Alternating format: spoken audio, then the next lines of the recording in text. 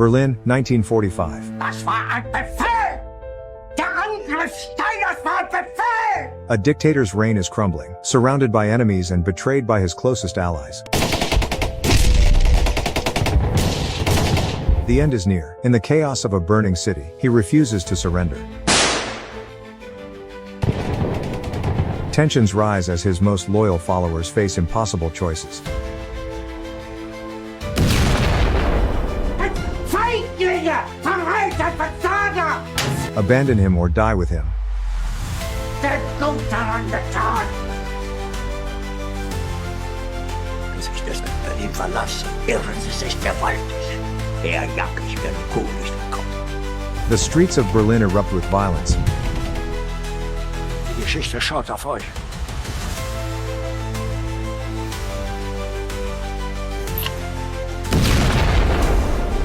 And inside the bunker, trust shatters. Ja, ja, ja, ja, ja! Cowards, traitors, and desperate decisions lead to an inevitable collapse. Alter! With his empire in ruins, Ich will sofort danach verbrannt werden und für immer unentdeckt sein. the tyrant takes his own life, but the battle rages on. As his most devoted fall, the city finally surrenders, marking the end of a brutal chapter. The Last Fortress. Witness the final moments of a world in flames. Watch the full review to truly understand the fall of Berlin and the last days of a dictator. The Führer of Nazi Germany, Adolf Hitler, meets a group of young women in November 1942 in the Wolf's Lair in East Prussia to fill the position of his personal secretary. Traudl Junge is one of the hopefuls, and she is overjoyed to be chosen for the esteemed role. Fast forward 3 years, and the tide of war has drastically turned. The once dominant German forces are in retreat as the Red Army advances inexorably toward the heart of Germany. By April 1945, Berlin, the crumbling epicenter of the Third Reich, is encircled by Soviet forces. On April 20, 1945, Hitler's 56th birthday, the Red Army initiates a heavy artillery bombardment of the city's center, signaling the impending collapse of Nazi Germany. Heinrich Himmler, leader of the SS, urges Hitler to flee the capital, but Hitler refuses to leave. Secretly, Himmler starts negotiating with the Western Allies. Other key figures, such as Walter Huell, a diplomat close to Hitler, and Hermann Fegelein, Himmler's aide, also fail to persuade Hitler to escape, with the Führer adamant that he will either triumph or perish in Berlin. Meanwhile, SS Dr. Obersturmbannführer Ernst Günther Schenk, tasked with leaving the capital as part of Operation Clausewitz, manages to persuade an SS general to allow him to stay behind. With Berlin in chaos and the streets filled with the wounded, Schenk chooses to remain in the city to continue treating the injured, refusing to abandon his medical duty as the situation deteriorates. Amidst the unfolding disaster, the scene in Berlin's streets takes a tragic turn. In the city streets, young Peter Kranz, a member of the Hitler Youth, rebuffs his father's pleas to desert the battlefield. Having already destroyed 2 enemy tanks, Peter will soon receive a medal from Hitler himself, calling his father a coward as he runs off. Inside the Führer bunker, Hitler orders the Ninth Army to hold its ground and forbids any retreat, demanding an impossible counterattack from Felix Steiner's units, despite being massively outnumbered. Wilhelm Mohnke, responsible for defending the government district, is ordered to halt civilian evacuations and concentrate on combating the enemy. Amidst the chaos and destruction, Hitler briefly emerges to present a medal to young Peter Kranz, Ich wollte meine Generale mit deinem Mut. the Hitler Youth soldier who had destroyed 2 Soviet tanks. Hitler hails Peter as a hero, proclaiming that the boy has shown more courage than his own generals. Die Geschichte schaut auf euch. Meanwhile, Eva Braun, Hitler's longtime companion, hosts a party at the Reich Chancellery, which is interrupted by artillery fire.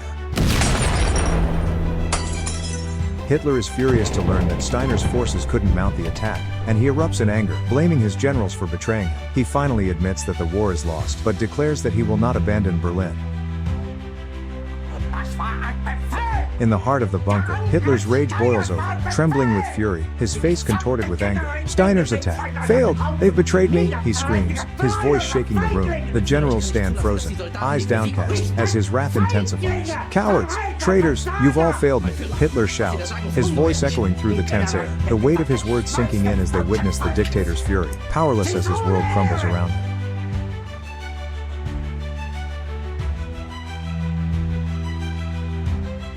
Back in his office, Hitler engages in a conversation with his Minister of Armaments, Oberbefehlsleiter Albert Speer. The topic shifts to Hitler's scorched earth policy, which mandates the destruction of Germany's infrastructure to prevent it from falling into enemy hands. Speer, deeply concerned about the catastrophic impact this would have on the German people and the country's future, attempts to reason with Hitler. He argues that Germany's roads, bridges, and factories should be preserved to avoid plunging the nation into further ruin. However, Hitler is unmoved by Speer's concerns. He callously declares that the German people who are left behind are weak, and if they cannot win the war, they deserve to die. For Hitler, the fate of his people is secondary to his own twisted vision of glory and destruction. Hitler permits the women in the bunker to leave, though both Eva Braun and Junge choose to remain. Joseph Goebbels, Hitler's Minister of Propaganda, moves his family into the bunker, preparing to stay until the end.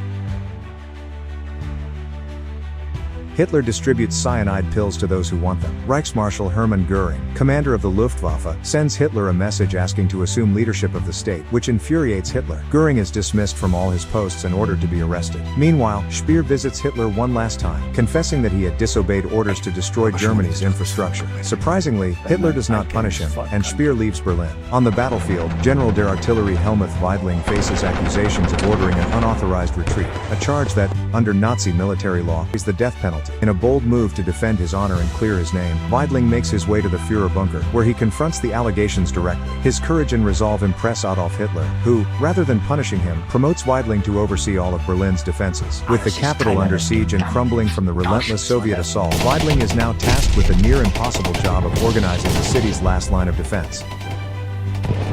Elsewhere in Berlin, SS Dr. Ernst Günther Schenk witnesses the harrowing consequences of Nazi desperation. Old men, many of whom were drafted into the Volkssturm, the German Home Guard, are being summarily executed by military police for allegedly refusing to fight. The executions, carried out with brutal efficiency, serve as a chilling reminder of the regime's ruthless determination to enforce loyalty even in its final hours. During another high-stakes meeting, Hitler receives the devastating news that SS Obergruppenführer Felix Steiner did not launch the counterattack he had ordered. Steiner's unit, significantly outgunned and lacking the necessary manpower, was unable to carry out the Führer's desperate command. Hitler's response is explosive. He sees Steiner's inaction as nothing short of betrayal, and his anger boils over in a terrifying tirade. In a fit of uncontrollable rage, Hitler lashes out at his assembled generals and staff, accusing them of cowardice and treason. He denounces his once revered military leaders as failures, blaming them for the catastrophic collapse of the Third Reich. For the first time, Hitler is forced to confront the grim reality. Germany has lost the war. Yet, even as he acknowledges the inevitability of defeat, he vows that he will never flee Berlin, declaring that he would rather take his own life than face the humiliation of surrender. As a grim symbol of the impending doom, Hitler begins distributing cyanide capsules to those who request them, including Junge and others in his inner circle. The cyanide pills, a means of ensuring a quick and painless death, reflect Hitler's acknowledgement that the end is near. His inner circle, bound by loyalty or fear, now faces the dark reality of suicide as a final escape. Amidst this atmosphere of impending collapse, Hitler receives a shocking message from Reichsmarschall Hermann Göring, the commander-in-chief of the Luftwaffe. Göring, sensing Hitler's weakening grip on power, requests permission to assume leadership of the state. Hitler, furious at what he perceives as an act of treachery, immediately declares Göring a traitor. In a swift and decisive move, he orders Göring's dismissal from all his posts and demands his arrest. The betrayal of one of his oldest and most trusted subordinates only deepens Hitler's paranoia, further isolating him as the final days of his regime unfold in the claustrophobic confines of the Führer bunker. Meanwhile, Peter Kranz, the young Hitler youth soldier who had earlier received a medal from Hitler, returns to find that his unit has been wiped out. The brutal reality of war sinks in as he sees the bodies of his comrades scattered around him. Overwhelmed, Peter flees back to his parents, the heroic veneer of the battlefield shattered by the devastating loss of life.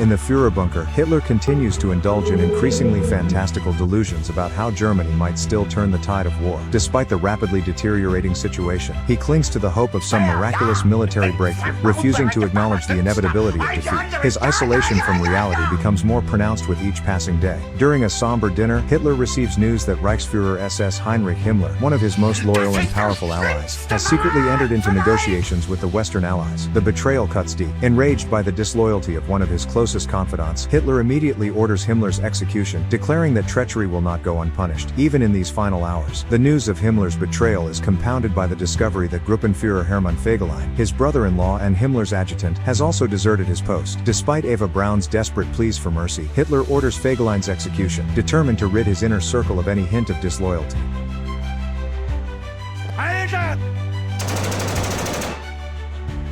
As the chaos intensifies, SS physician Obergruppenführer Ernst Robert Grawitz requests permission to evacuate, fearing reprisal from the Allies for his involvement in horrific medical experiments conducted on prisoners of war. These experiments, unethical and inhumane, have stained Grawitz's reputation, and he knows he will face harsh consequences if captured. However, Hitler, unmoved by Grawitz's concerns, refuses to grant him leave. Faced with the prospect of certain retribution, Grawitz makes a tragic decision. He kills both himself and his family, unwilling to face the consequences of his actions.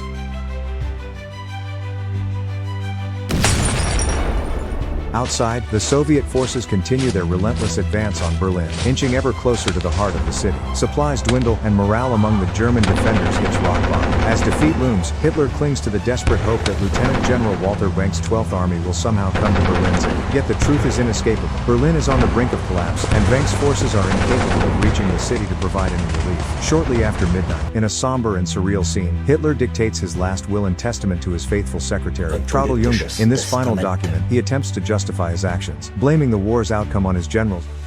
With the end fast approaching, Hitler and Eva Braun finally formalize their long-standing relationship by getting married in the bunker, a bizarre and macabre ceremony amidst the ruins of the collapsing Reich. The following morning, Hitler is confronted with the devastating news that the 12th Army has been unable to break through and that all hope of saving Berlin is lost. Accepting that there is no way out, Hitler finalizes his plan for death. Advised by his inner circle, he decides to take poison followed by a gunshot to ensure his death is swift. In a deeply symbolic and final gesture of control, he administers poison to his beloved German shepherd, Blondie, as if unwilling to leave any part of his life to chance. In the bunker's gloom, Hitler bids farewell to the remaining staff, many of whom have stood by him to the bitter end. Then, alongside Eva, he retreats to his private quarters, where the couple takes their lives. Hitler swallows cyanide and shoots himself, while Eva takes only the poison. As per his wishes, their bodies are hastily carried outside to the Chancellery Garden, where they are doused in petrol and burned in a shallow ditch. The cremation is crude and rushed, an undignified end for a man who had once envisioned ruling the world. The flames consume the dictator's body as Soviet artillery rains down on Berlin,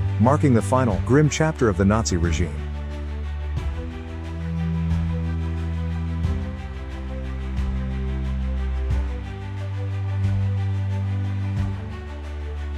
With Adolf Hitler dead, propaganda minister Reichsleiter Joseph Goebbels assumes the role of chancellor, although his reign is doomed to be as short-lived as the crumbling Third Reich. As Soviet forces close in on Berlin from all sides, General der Infanterie Hans Krebs, the chief of the Army General Staff, makes a desperate attempt to negotiate a conditional surrender with Soviet Marshal Vasily Chuikov. Krebs, following orders from the Führer bunker, hopes to broker a ceasefire, but his efforts are in vain. The Soviets refuse any terms except for an unconditional surrender, leaving Germany with no way out. In the bunker, Goebbels remains defiant. True to his fanatical loyalty to Hitler, he declares that Germany will not surrender as long as he lives, promising to fight to the bitter end. Goebbels' wife, Magda, equally fanatical and unwilling to see her children live in a world without Nazism, takes a horrifying course of action. In one of the most tragic and disturbing acts of the war's final days, Magda poisons her 6 young children with cyanide capsules, killing them as they sleep in the bunker. After ensuring the death of their children, she and Joseph Goebbels also commit suicide, with Magda taking poison and Goebbels shooting himself. The bodies of the once powerful Nazi couple are burned outside the bunker, following Hitler's example, to avoid capture by the advancing Soviets. Meanwhile, with the chain of command in chaos and Nazi leadership either dead or fleeing, General Helmuth Weidling